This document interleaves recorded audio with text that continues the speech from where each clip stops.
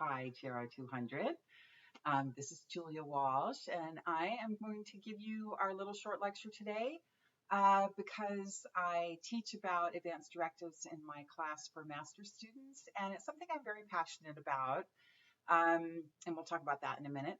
Before we get started, I want to do a few little housekeeping things. So, extra credit. We have extra credit. It's on Blackboard. If you scroll here, see if my computer will, yeah, it works. And we think this is such a historic time. This is something you're going to want to share with your children, your grandchildren, your nieces and nephews, and friends in times to come. So do something however you want. You can write a paper, you can do a PowerPoint, you can send a video, you can send photos, whatever you want to do.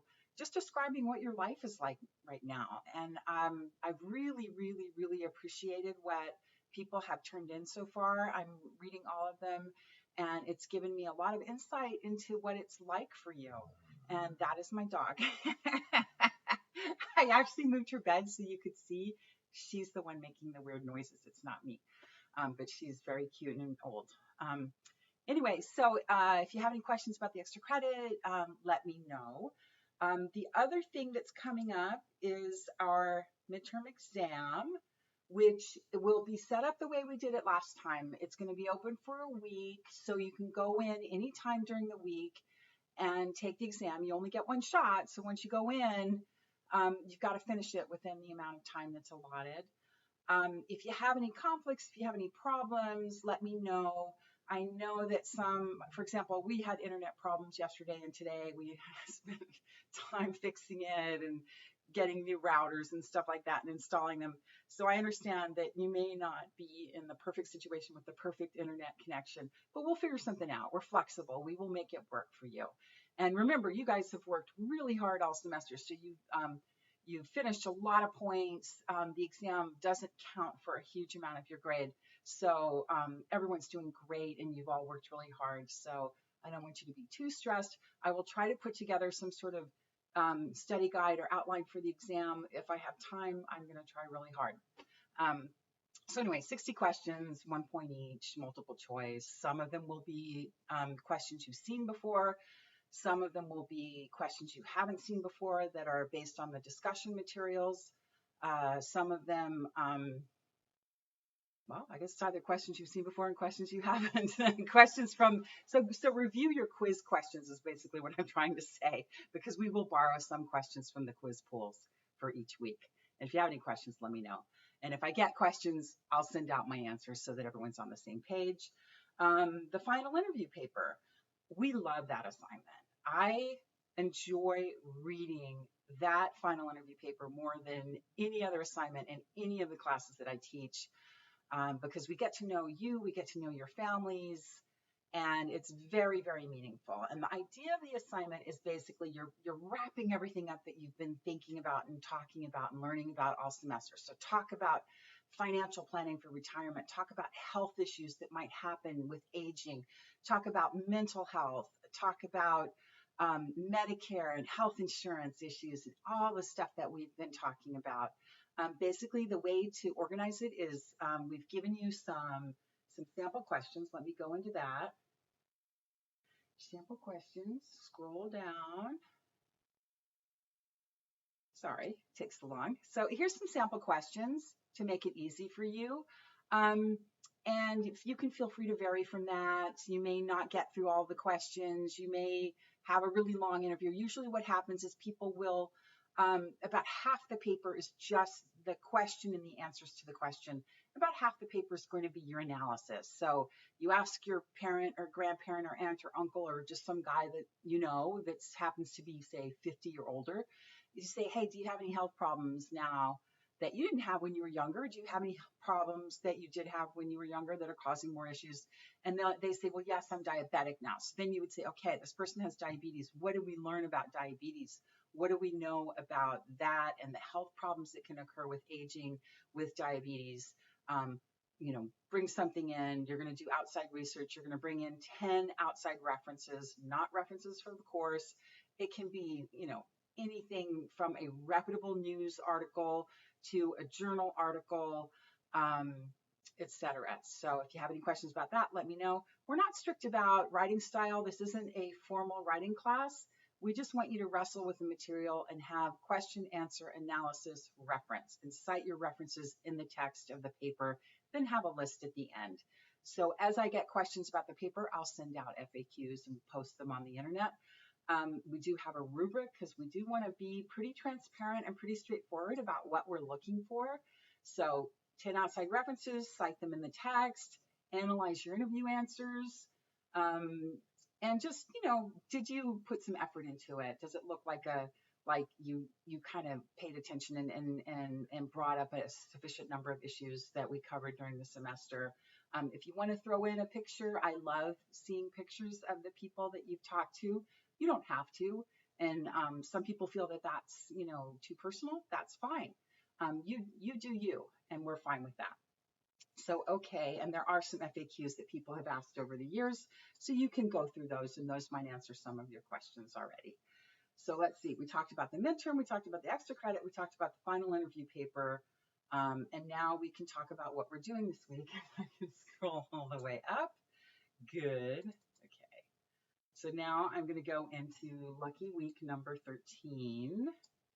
And I love this subject because I think although it is so difficult to talk about death and dying and planning for end-of-life issues, it is also so, so, so important. As an attorney, I tend to like to have everything buttoned down and clear. So if you're, sorry, that's the dog. Oh my gosh. So if you're over 18, it would be a great idea for you to have one of these advanced directives, a living will or a healthcare power of attorney. You're an adult once you've reached 18, and you need to start thinking about your life and your preferences and what you want to have happen if you were to become incapacitated and very, very ill. It's not as much of an issue. Hopefully nothing will happen to you. But as you get older, when you get to my age, I have a chronic condition. I'm a cancer patient. So it's something I think about a lot more. Okay, what do I want to have happen if I get sick? I've actually been kind of putting together a list of instructions in the last couple weeks because here he is, Dr. Walsh. He wants to make sure I'm doing it right because I did it earlier and I didn't do it right. Now you did it right. I'm okay. It's okay. Doesn't mean without glasses. Yes. I don't know what looks better here. And look, there's Bella in between. She's right there. No, I moved her bed. I moved her bed so that they could know it was her making weird noises and not me. Okay, let's get back to it. Goodbye. I did that. Did you like the way I kicked him out of the room? It's awesome. Okay, where was I? Oh, advanced directives. So when you get to my age, you are maybe in a position to be thinking about your life is progressing and, I have cancer, so I have to think about these things. What do I want to have happen to me if I get sick? I've been putting together a letter of instructions in the last couple of weeks because I handle all the finances for the family. I handle the bills, the taxes, the investments, everything like that. And if I were to get hit by a meteor tomorrow, I don't know that anyone else knows how to log into those accounts. So I've been trying to put together just a piece of paper that says, these are the passwords. These are the accounts we have. This is what you need to know. And so that's a good thing to do too. My mom passed away suddenly a few years ago, and it was a gift that she gave us. I was so devastated when we lost her, but it was a gift that she gave us that we knew what she wanted. And she and I had many conversations about what she wanted if she were to die. So it is a hard topic to bring up with families. I totally get that, but something important to do. So I am going to pull this up. See how long it takes. Yeah, that new internet's working out. Okay, so let's go through this reading for the week, and I'm going to make it a little bigger. There, so even I can see it. And so what is advanced care planning? You're basically putting down in a legal document what you want to have happen if you cannot make healthcare decisions for yourself.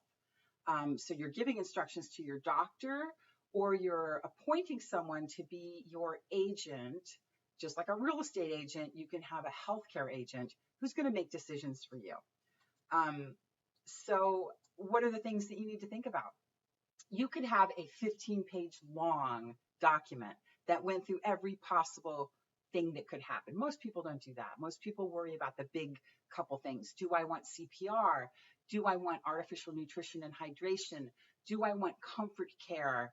Do I want medication if I become anxious or something like that? Do I want sedation? Do I want to be on a ventilator? We've been talking a lot about ventilators because of the COVID-19 epidemic. And certainly that's a question people have. If you have COVID-19, hopefully you go on the ventilator if you have to.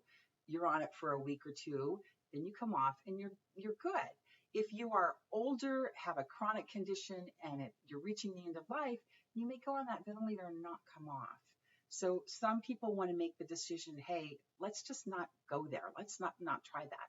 Another thing you can put into the document is, I want my doctor to try certain treatments, but I don't want them to go too far down that road. If you try it and it doesn't work, try it for a week. If it doesn't work, remove the treatment and let me die peacefully.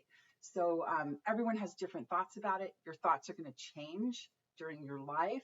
So this is a document that you're going to want to update every 5 years or so.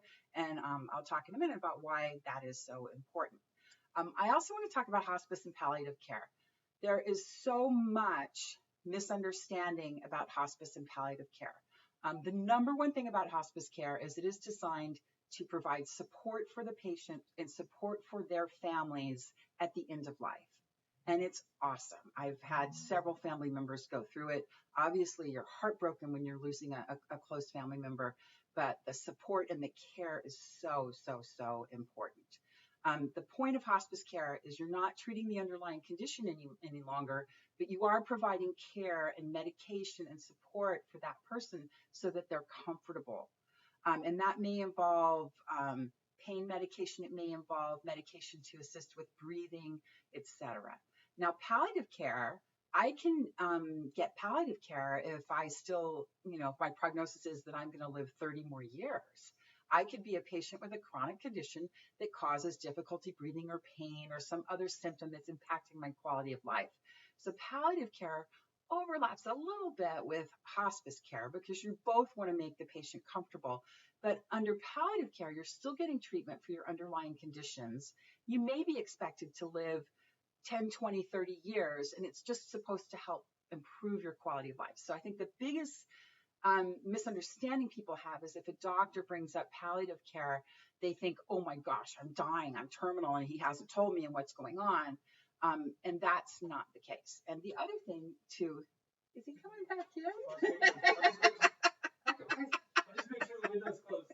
Because we're getting noise outside. I already closed the window, but I'm good. So I shouldn't be laughing when we're talking about hospice care. But the biggest issue with hospice care is people do not go on to hospice care until the last minute. Quite often, I think it's a very difficult conversation for doctors to have. They don't want to give up. They think maybe we'll try something else and it'll work. But research shows that people who go on to hospice care live longer than people who don't.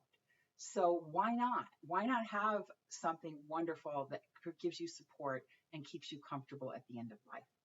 So think about if you're sick, if you have a stroke, if you have dementia, how would you want to be treated? And those are all the decisions that you make with an advance directive.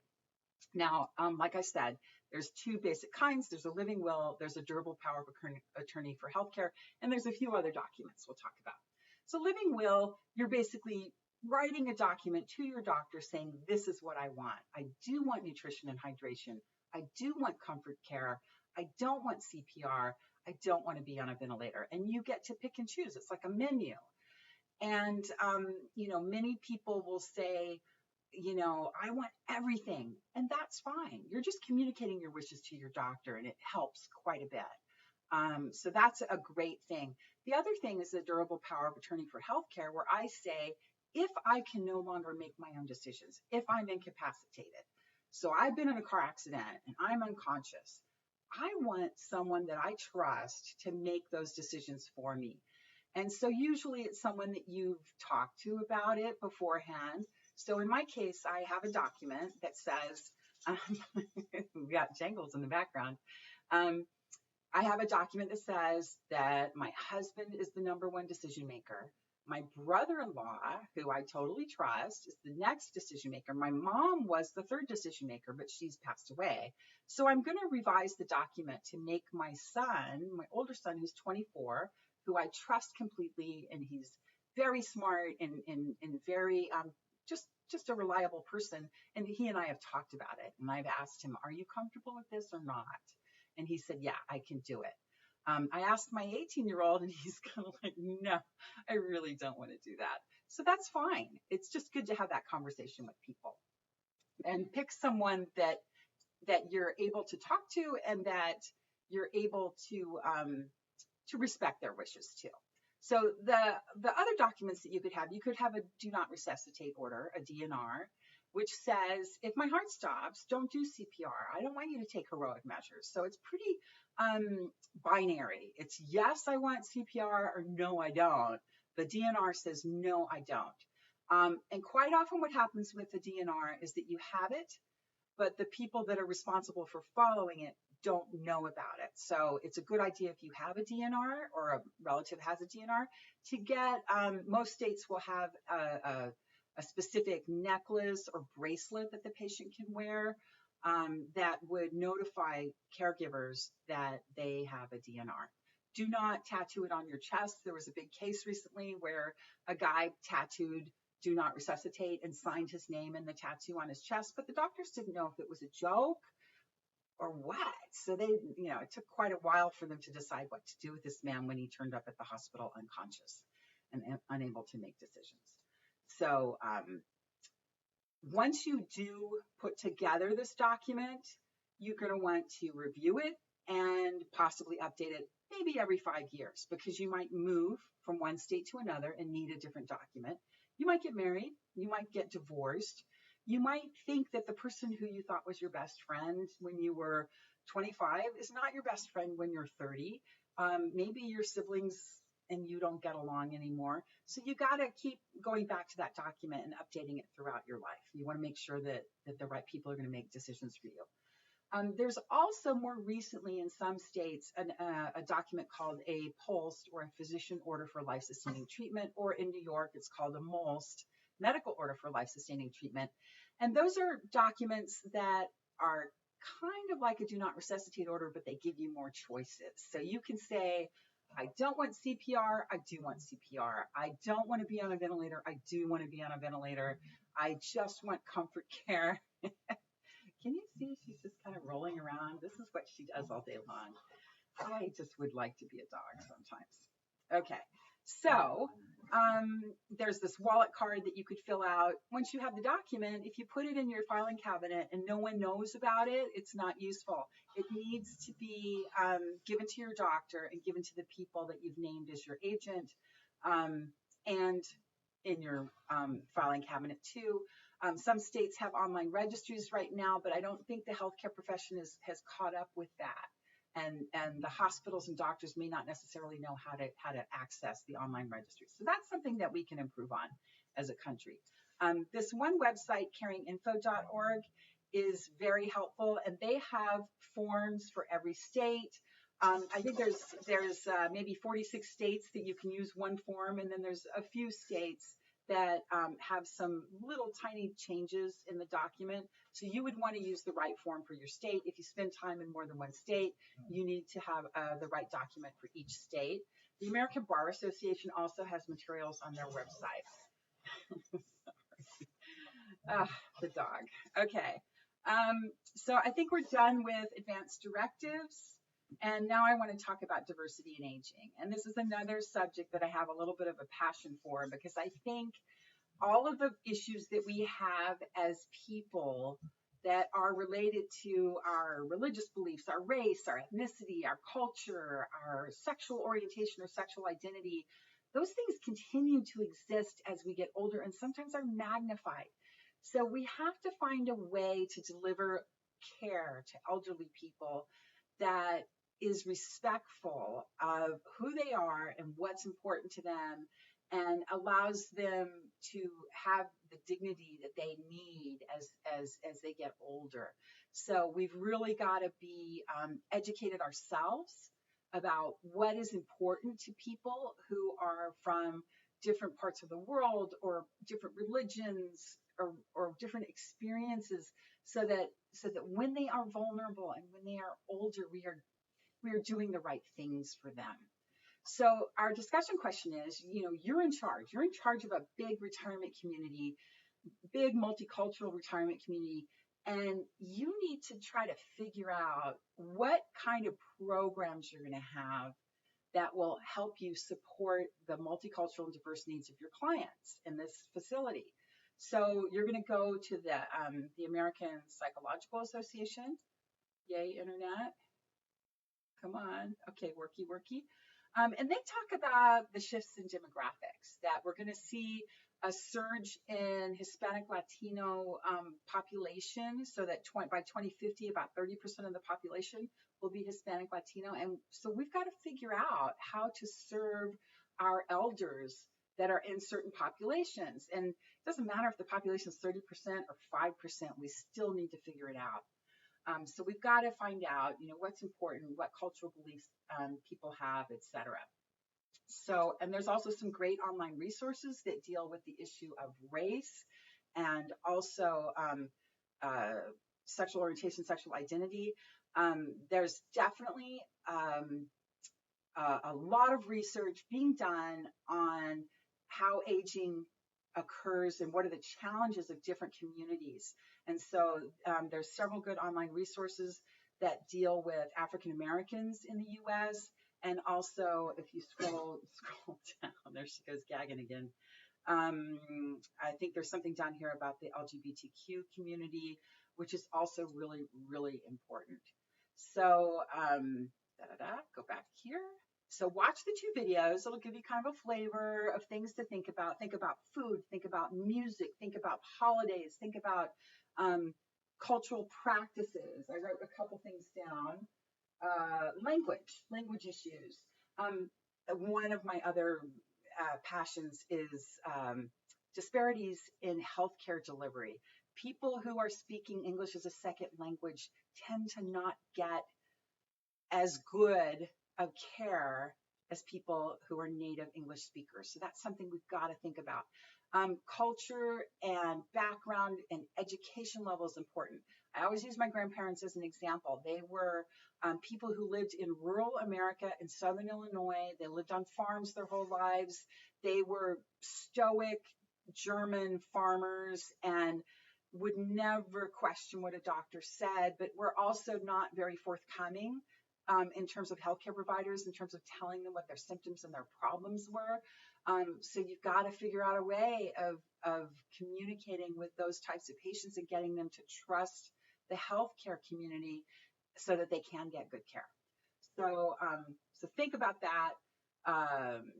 Watch the videos, come up with some good ideas for how we're going to address diversity in aging and support all of our different groups. And of course, in LA, in Southern California, I mean, we have it's such a melting pot of so many different types of people, which is so wonderful. So we should have some good ideas here and certainly all across the world. So I think that's everything I need to cover. Let me look at my notes. I got that. Okay. And we talked about that. Okay. So if you have any questions, we can do office hours anytime, pretty much. Wednesday's not a great day, but other than that, we are available. You can email us. If I don't respond same day or within 24 hours, that means I missed your email. So don't feel shy about emailing me again. If you have any questions about the assignments, about your grades, about how you're doing, if you need any information about anything that we can provide to you and support you, we definitely want to. I know it's hard right now. It's hard to not be at school. It's hard to be at home or in your apartment or wherever you guys are. It's a strange world that we're living in, but I'm very optimistic that we are going to start seeing some improvement, and we can kind of see the light at the end of the tunnel. So I just want all of you to stay safe and be well and take care of yourselves, and we care about you. We want you to be well. So now let's see if I can figure this out to turn this off. Whoops. Turn it off. Okay. Thanks for your patience with my technology stuff. Okay. And have a good day. We'll talk to you soon.